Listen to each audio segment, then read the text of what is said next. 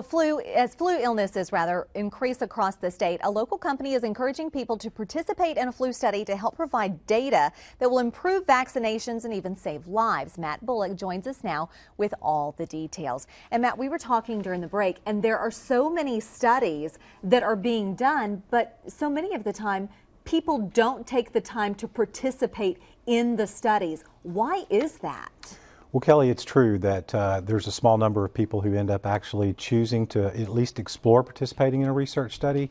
And I think that part of the reason is that it's, unfamiliar territory and sort of fear of the unknown. But the regulatory and ethical guidelines that we operate under provide for individuals to participate in biomedical research studies. So it's all very tightly regulated. And to be sure, someone who contacts us about study participation, one of the first things we do is divulge and be forthcoming with information. Now, while the vast majority of people in the general population know that it's necessary for individuals to participate, it's only about 85% of people choose not to participate. Wow. But again, it's our job as researchers to comply with these regulatory and these ethical guidelines. And our first order of business is really full disclosure. We want someone to know everything, not only about their study participation, what's expected of them, but probably more importantly, what risks may be involved with study participation as well as what benefits. But the risks are very minute in comparison to the benefits that can come out of the study. They can be, but everything being relative, I mean, the risk of, say, for example, a treatment for cancer. Cancer research is ongoing in every setting, and the potential risks and side effects of cancer are very detrimental, but the potential benefits of prolonging one's life sort of outweigh those risks.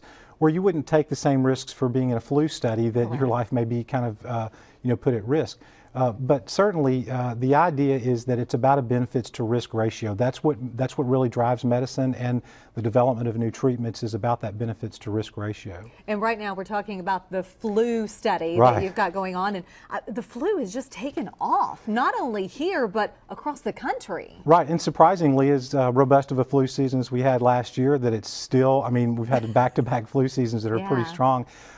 Here in Beaumont and throughout southeast Texas and really this region of the southeast, it's come on pretty strong. We've had a traditional or typical onset to the season where it starts to peak in December, and it's probably going to continue through January and into perhaps early February.